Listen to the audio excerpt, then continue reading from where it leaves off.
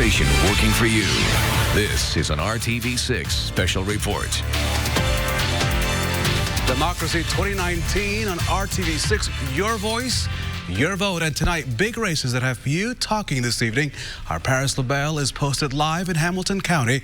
We're also breaking down the results and the races for you with our political insiders there on the Democracy Couch tonight. Since the polls closed at 6, let's run through some of the results of the contested primaries throughout the region. One of the biggest races, of course, the mayor of Indianapolis, the incumbent Joe Hogsett, is leading his Democratic challengers. On the Republican side, a number of challengers hope to unseat him come the fall. Jim Merritt, the state senator, is leading among the Republican challengers tonight. We'll keep an eye on both of these two races as the votes come in tonight here at RTV6. Up in Hamilton County, the race for mayor, Jim Brainerd, the incumbent, has a challenger this time in Fred Glenn. Our Paris LaBelle will give us more on that as we go to Hamilton County in the next few moments or so as we continue our coverage. For the race for mayor in Noblesville, you can see right now that Christopher Green has the most vote at this point in the Republican post. As we continue looking at the results here at RTV6 tonight, Fisher's mayor, Scott Fatness, the incumbent,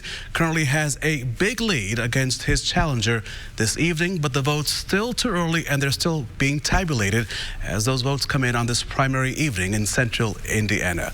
We continue, of course, our coverage tonight in Hamilton County. Among the hottest races, those running for mayor in some of the fastest growing cities in our state, including Carmel, Fishers, and Noblesville. RTV6's Paris LaBelle is live tonight in Hamilton County with the very latest. Paris, fill us in on what's happening there tonight. Raphael, good evening. Right now, those are being tallied here in the Hamilton County Government Building, just in a room down the corner. We are expecting the newest results to be here in the next few minutes. But what we do know right now from the election board is that they had a very low turnout despite those heated races for mayor. And we were able to speak again to the election board today, and they say they just didn't have enough people out there coming to the polls. Our crews also went to numerous polling locations around the county and also found low turnout. And while this location at Carmel Clay Public Library looked busy, it was mostly actually people heading to the library itself, not to the polls. The county's election office says there are more than 236,000 registered voters in Hamilton County, and as of 4 o'clock, only 10% showed up to vote. Now, despite the low turnout, the results are still being tallied right now. We are expecting them here in the next few minutes, and we'll bring them to you just as soon as we have it. For now, we're live in Hamilton County. Paris LaBelle, RTV6. Paris, we will keep in touch as that comes in. Thank you, Paris. Let's take a closer look at the race there in Carmel. Mayor Brainerd was first elected mayor back in 1995. The city of Carmel is often voted by a number of national magazines as one of the best places to live in the country. But Fred Glenn says it could be even better. Glenn is a loan officer in his day job and serves as a Hamilton County councilman. He's expressed concerns about Carmel's taxes going up by pointing to an S&P Global report that says that Carmel's annual debt costs are already high and estimated to grow 71% by the year 2022. We need new leadership. He's been in there for 24 years. It's time to have some fresh thinking and some new ideas in there and stop giving away debt, stop pushing for density. What's Carmel going to look like in 10 years? That's the question. You're not hearing from Mayor Brainerd tonight because after agreeing to do an interview with RTV6, his office canceled with us, telling us that he would not be doing any more media interviews. In Wayne Township, voters casting their ballots today are deciding on whether or not to pass a property tax referendum. If approved, it will generate an additional $10 million a year over the next 8 years for that school district. Leaders in Wayne Township plan to use that money to improve school safety, attract and retain teachers, as well as support current programs. We talked to voters on both sides of the issue. We need a strong educational system, and so we really feel that our school system is being fiscally responsible, and we need to support them in their need based on what's happening at the state level on budgets and what our schools really need to strive and survive. They're already asking for a second one, and we still have a few more years left on the first one. What's to say in another few years they're going to ask for another one, and we can be paying for numerous ones at a time.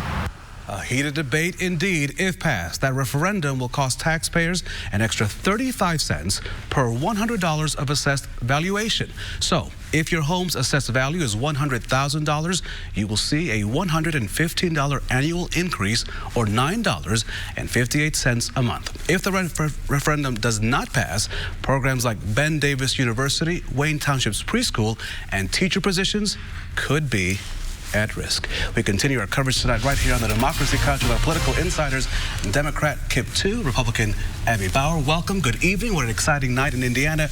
Your first observations, my first, of course, is that voter turnout is super low. Yeah, I sat at a polling site on the northeast side of Indianapolis today. We have half as many sites as we used to have, but easier to get to with the new way we're doing it. It was pretty slow there for the time that I was there as well. I mean, and I think it's pretty normal. A municipal election doesn't draw as many folks because they unfortunately don't see as it impacts them as much, but it actually does.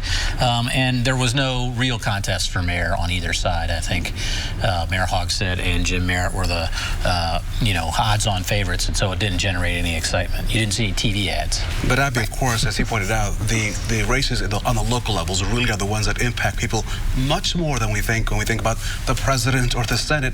These are the folks that are in your wallet. Right. These are the races that impact your everyday life the most. You know, you're driving on city streets. When you call 911, it's city police officers, city ambulance, city fire protection that's coming to your house. So, and it's your tax dollars at work, but it's not as in your face as some of the stuff that we saw in the fall, where it's commercials at every television break, which is great for stations, but it's just not the same as it is in the primary. It is great for stations because we have to pay the bills and, buy your pizza. That's right. But the other big issue tonight is that there's pizza? There may be. The other big issue tonight is that of school referendums. And of course, voters are being asked if they want their taxes to go up, which has now become the norm. School districts are having to go and make their case. How do you think those will favor? We saw that last year. IPS did well with this referendum. Do you think there's an appetite for the locals, the homeowners, to say, I will support my school if I know where those dollars are going? Right. I think, school referendums are very popular. They pretty much overwhelmingly pass. And I think it's a great thing for taxpayers to have a say in that, rather than just have it, automatically be, assumed that people want their taxes raised. So I think it's a great thing. I'm sure Kip disagrees with me, but that's okay. Well, look, Washington Township had a very successful referendum. IPS had a very successful referendum. You've seen most Marion County school districts pass their referendums. I don't disagree that it's a bad idea at all to have the input of the voters. I just think tax caps have caused a lot of these problems, and that's the biggest problem. Our political insiders will continue to monitor the races with us here at Election Central. I almost said electric, but Election Central tonight. As we continue to monitor your primary night election results, we want to get a quick look at the forecast, which was really nice today. Kevin Gregory, as voters were able to get out and about, there was no rain or anything else that got in the way of people voting tonight. And you'll have a look at a beautiful sunset. That's at 8:45, so we've still got some time. You want to fire up that lawnmower. Almost 80 degrees in Indy, 78. It was 79 in Bloomington. Temperatures along the Ohio River did reach 80 degrees. Where are we now? 71 in Indianapolis. Notice it's 10 degrees cooler in Peru. Tomorrow, the veil of warmth will be pulled all the way to the north. Everyone will participate, and temperatures close to that 80-degree mark. There's a shower just northwest of Fowler. Otherwise, we're going to have a dry evening. Temperatures will fall from 60s to the north and mid-70s to the south into the 50s in the morning. Temperatures through the rest of the evening with quite a bit of cloud cover fall to 63. That's at 11 o'clock tonight. Then we've got a big temperature change on the way. Tomorrow's high right at 80. Temperatures tumble all the way into the low 60s for highs on Friday. We'll talk about Thursday, transition day as I call it, coming up. Kevin, thank you so much. Still ahead, the school system looking to replace and reduce an existing tax. The motivation behind that change. That is all ahead when Democracy 2019 continues right here on RTV6. Today only on RTV6. Democracy 2019 continues as election results are scrolling there at the bottom of your screen. Now we head to Decatur Township on the city's southwest side. We're waiting to see if voters there approve a new referendum that would replace and reduce an existing tax, one which was supposed to run out in 2021. RTV6's Stephanie Wade breaks down what's at stake. Many of the programs, if not all of them, are grant funded. So eventually those grants are going to expire. The program Tina Copeland is most concerned about if this referendum doesn't pass is special education. She's heading to college. I wasn't sure if that would happen. Tina's daughter, Emma, is a senior at Decatur Central and has autism. She says because of the 2014 referendum, Emma was able to receive even more assistance that really helped her through middle school. The mental health, the social services, some of the special ed programs that aren't offered statewide. It affects not just the special ed, but all the students. The community invested in us in 2014 when we were in a financial difficulty. We're financially stable now, and with a continuation, we are trying to meet the community halfway. The superintendent, Dr. Matt Prusecki, says the new referendum would fund the same costs as the last one: transportation, maintenance, and electricity. There's no change. There's no additional things that we're adding, but we are including an entire piece with student safety. If approved, a homeowner's average bill would actually drop a bit, from 29 cents for every $100 of assessed valuation to 28 cents. So a home worth, say, $100,000 would pay about 95 bucks. It kind of put a lot of elderly people on a really fixed income. It put them in a bad spot. But Danny White says people he's talked to could hardly afford the increased tax the last time. That tends to tell the superintendents and the administrators at the school that, oh, you can throw money at the problem, just come back and ask for another referendum. Stephanie Wade, RTV6. Results are coming in on this referendum. Still too early to call, but at this point, with only 2% of the precincts in, it is in favor of the Decatur Township referendum. We will keep an eye on this throughout the evening. Coming up, teacher pay increases and mental health services are still being seen as critical needs in Franklin. But will voters in Johnson County support it? Our Democracy 2019 coverage continues right here on RTV6. At Ross, yes for less. And welcome back. We'll have more election returns and analysis here in a second. Let's talk about the weather for a minute. It's not raining. That's a big deal. We're likely to stay dry for the next 24 hours. Temperature may well climb above 80 tomorrow, but then it's a quick downhill slide to temperatures Friday through Mother's Day weekend that will be in the 60s. That's a pretty big change. Chance for showers tomorrow, minimal until tomorrow night. Then the most likely time for rain is on Thursday. Rain and thunderstorms around. As we look beyond the 7-day forecast, below average temperatures and perhaps a drier stretch there with below average rainfall expected. We could certainly use that to balance out what's happened recently. Not much happening on radar now. We go up into Benton County, couple of showers there cutting through Fowler toward Kentland as you go north and west. Temperatures with the cloud cover, 71 in Indy, 76 in Bloomington. Notice cooler, Muncie, Logansport, Zionsville. Temperatures there tomorrow will be in the mid to upper 70s, just like the rest of central Indiana. Chance for thunderstorms increases really tomorrow night. Otherwise should be a dry day tomorrow. There's your increasing chance for rain tomorrow night. Thursday, the most active day with showers and thunderstorms around. Just to show you, we're in the 60s now, but look what happens tomorrow from Crawfordsville to Richmond North. Warmer, close to 80. 7-day forecast, dry Friday and Saturday. Slight chance of Mother's Day showers. Then we stay below average early next week, Monday and Tuesday. Raphael? Kevin, thank you so much. As we continue our Democracy 2019 coverage, one of the hotly contested primary races is up in Carmel. Jim Brainerd, the mayor there, the incumbent, is facing a challenge from Fred Glenn. Only 51% of the precincts reporting so far. As you can see, there's still a gap there. We'll keep an eye there in Carmel. Let's also now head to Fishers, with the incumbent Scott Fadness hoping to return for another term, facing a challenge from Logan Day. We'll keep an eye on that, but as you can see, the gap there is pretty wide. Voters in 3 school districts are being asked to approve tax increases tonight.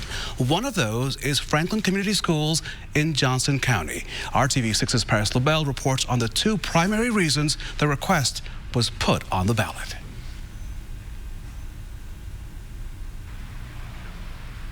Good evening. That referendum will tackle two specific things, the first being teacher salaries and the second being mental health support in the schools.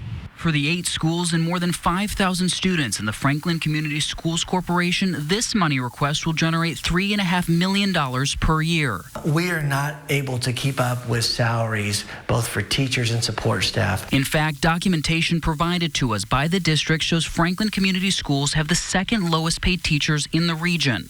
It's something people in the community say has to change. I think it's maybe the most important thing when we're talking about schools.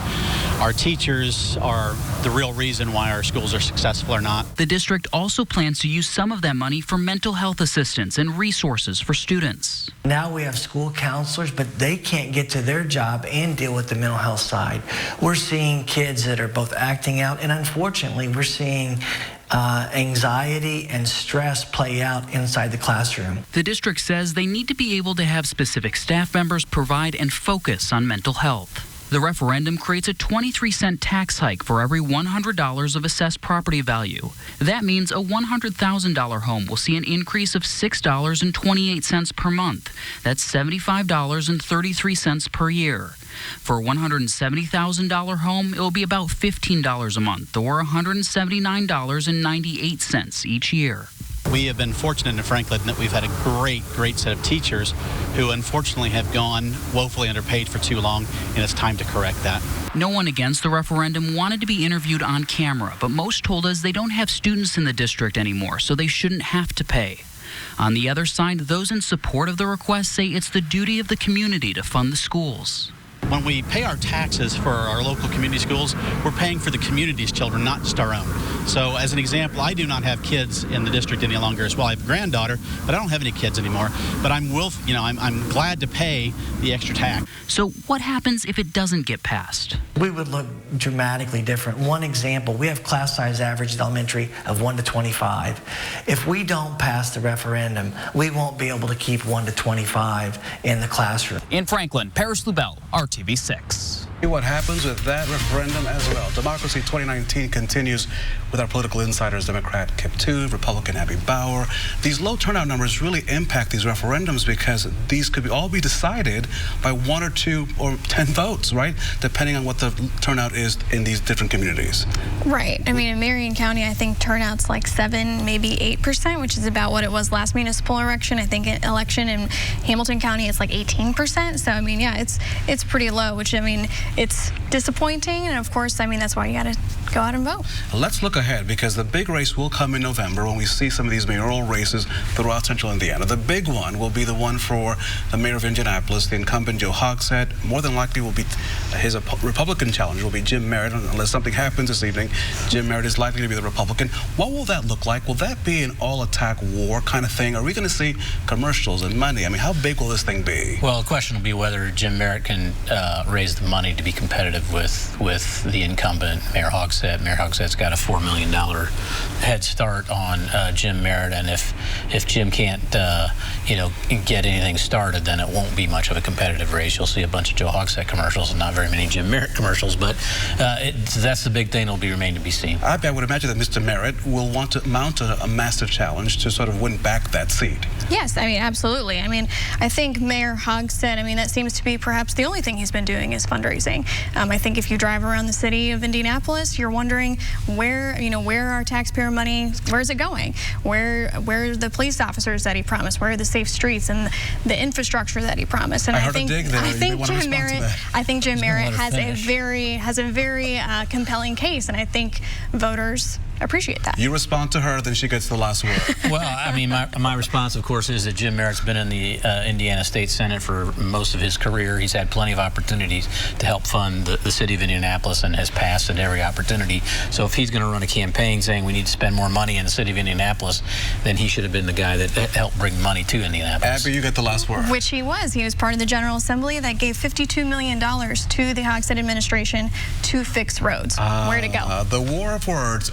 Beginning already, and it's only May in Indianapolis. Folks, thank you so much. Democrat Kip Tu, Republican Abby Bauer, thank you so much. I look forward to our discussions as we head into the fall. Democracy 2019 continues right here on RTV6.